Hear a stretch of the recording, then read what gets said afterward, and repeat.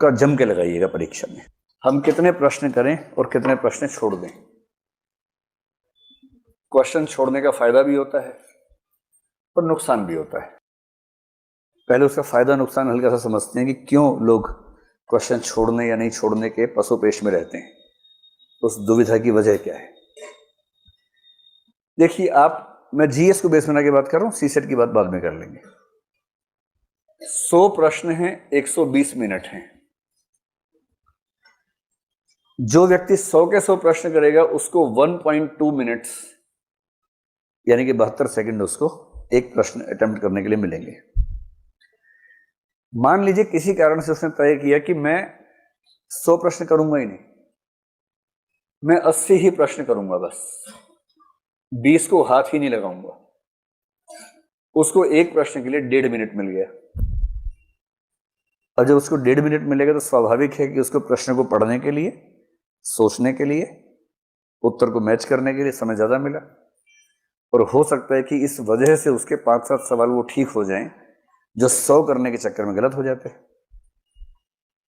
इसलिए कई लोग स्ट्रेटेजिकली कम प्रश्न करते हैं कि इतने करूंगा उतने ठीक कर दूंगा, बस ज्यादा करने के दबाव में रहना ही नहीं है।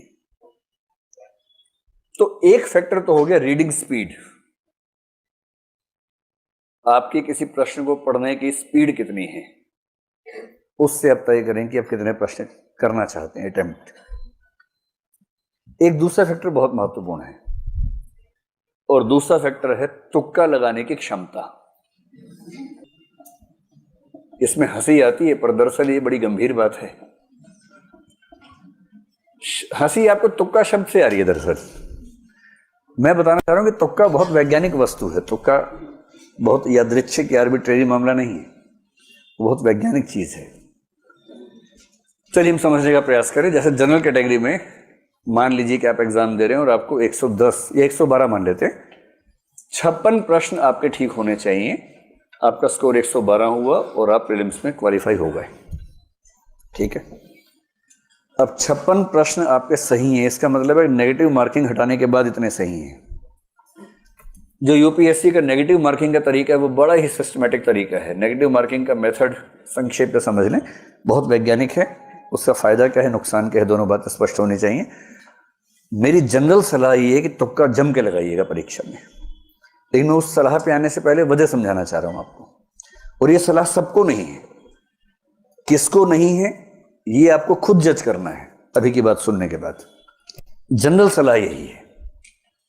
लेकिन नेगेटिव मार्किंग का यूपीएससी का बड़ा सरल सा नियम है कि अगर आपका एक प्रश्न सही हुआ तो उसमें 2 नंबर मिलेंगे, और यदि आपका एक प्रश्न गलत हुआ तो उसमें सही होने पर मिलने वाले अंकों का 1/3 कट जाएगा, तो 2/3 आपका माइनस हो जाएगा।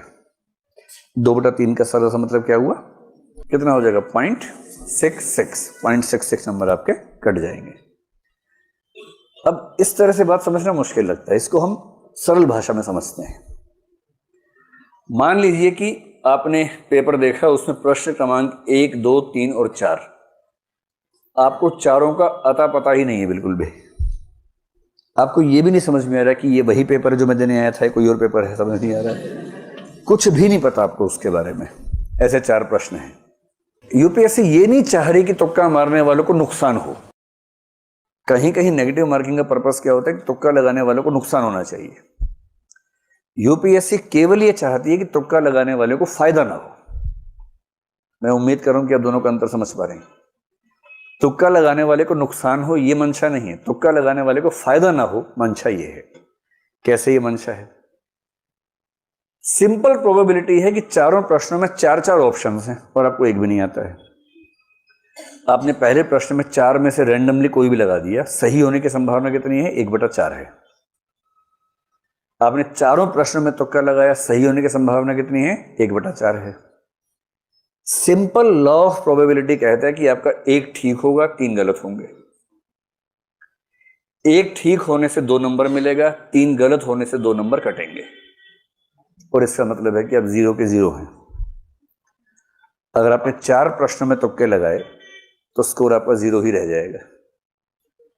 इसलिए इन्होंने जो नेगेटिव मार्किंग की कसौटी रखी है कि 3 गलत प्रश्नों पर उतने ही नंबर कटेंगे जितना एक सही होने पर कटते हैं, इसके पीछे का आर्गुमेंट ये है।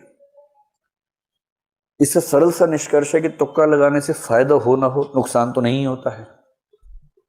एक निष्कर्ष निकलता है ये वाला, तो नुकसान तो हो ही नहीं रहा इससे। अब भगवान करे कि मान लीजिए कोई तुक्का लगा 2 ठीक हो जाए बाई चांस, सोच के देखिए, अगर ऐसा हो जाए, मान लीजिए अगर ऐसा हो जाए, 2 सही होने पर इसको 4 नंबर मिल गए, मिले ना, जबकि 2 गलत होने पर इसका जो कटा है वो केवल 1.33 कटा है। और इसका मतलब ये हुआ कि अब ये बराबर नहीं है, अब इसको 2.67 मार्क्स का शुद्ध लाभ मिला है,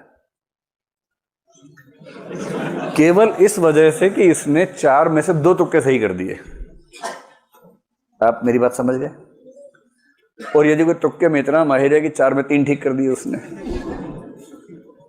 6 नंबर मिले, नुकसान कितना का हुआ? केवल 1 गलत, 0.66, 5.34 का उसको शुद्ध लाभ मिला। और असली बात यह है कि अगर आपको प्रीलिम्स क्वालिफाई करने के लिए 56 प्रश्न करने हैं, मेरी समझ में यूपीएससी देने वाले 5 लाख लोगों में से मैक्सिमम 5 ऐसे होंगे, या बहुत मानूंगा तो मान लूंगा 20-30 ऐसे होंगे जो बिना कोई प्रश्न गलत किए 56 ठीक कर सकते होंगे। इस एग्जाम की नेचर, मतलब अगर आपने एग्जाम दिया है या कम से कम मॉक टेस्ट ठीक से दिया है तो आप समझ सकते हैं। कोई अगर ये कहता हो कि मैंने 56 प्रश्न किए, 56 के 56 सही किए, बाकी को हाथ ही नहीं लगाया, सब हवाई बातें हैं। जितने अच्छे लोग हैं उनमें से अधिकांश 40-45 के बाद टें बोल जाते हैं।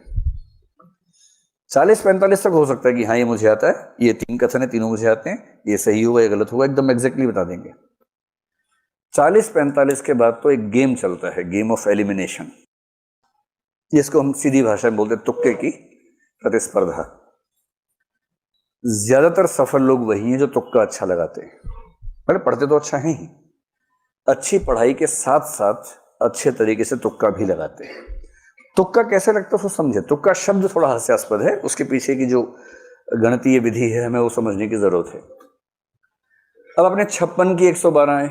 एक तरीका और है, आप इसमें 4 प्रश्न जोड़ दीजिए कि आपने 60 प्रश्न सही किए, 12 प्रश्न गलत किए, तो भी आपका स्कोर 112 ही रहेगा। कितना सरल है। अगर 56 प्रश्नों से 112 मिले, आपने 4 ज्यादा सही कर दिए और 12 गलत कर दिए, 4 सही से आपको उतने नंबर मिलेंगे जितने 12 गलत होने से कटेंगे, आपका स्कोर उतना का उतना रहेगा। इसका और भी तरीका हो सकता है, आपने 65 प्रश्न सही किए और आपको 30 प्रश्न 30 गलत करने का ऑप्शन मिलेगा। 56 चाहिए ना, नहीं 27 प्रश्न गलत करने का विकल्प आपको मिल गया और उसके बाद भी आपका स्कोर कितना है? 112 है। मैं दावे से कह रहा हूं कि अगर कोई कहता है कि मैं 56 ही करूंगा और 56 ठीक कर दूंगा, तो वो या तो झूठ बोल रहा है या मजाक बना रहा है। वो दरअसल इनमें से कोई ना कोई ट्रिक चुनेगा कि 60 सही करने हैं, 12 गलत करने हैं। मतलब गलत करने हैं ऐसे नहीं, गलत हो जाए तो कोई बात नहीं, सही करने तो पर्पस हो सकता है, गलत करने के पर्पस होगा। 65 सही करूंगा, 27 गलत हो, 92 हो गए, 8 प्रश्न छोड़ दूंगा। ये एक अच्छी अप्रोच हो सकती है। अब इस लेवल पर आकर मैं आपको एक निष्कर्ष समझाने का प्रयास करता हूं। मेरी सामान्य राय, जिस पर अभी आपको काम करना है अपने स्तर पर, क्योंकि हर व्यक्ति के लिए एक समान दवाई काम नहीं करती है, बीमारियां अलग अलग हैं, दवाइयां अलग अलग ही होंगी। सामान्य राय में बता रहा हूं, सामान्यतः कम से कम 80 से 90 के बीच में प्रश्न अटेम्प्ट कीजिएगा। इससे कम करेंगे तो ज्यादा संभावना है कि प्रीलिम्स नहीं होगा। और इसका सीधा सा मतलब है कि छोड़ने का मामला लगभग 10 प्रश्नों पर ही होगा कि 10 को आपने छोड़ दिया। छोड़ना केवल उन प्रश्नों को है जिनके बारे में आपको रत्ती भर भी नहीं पता है।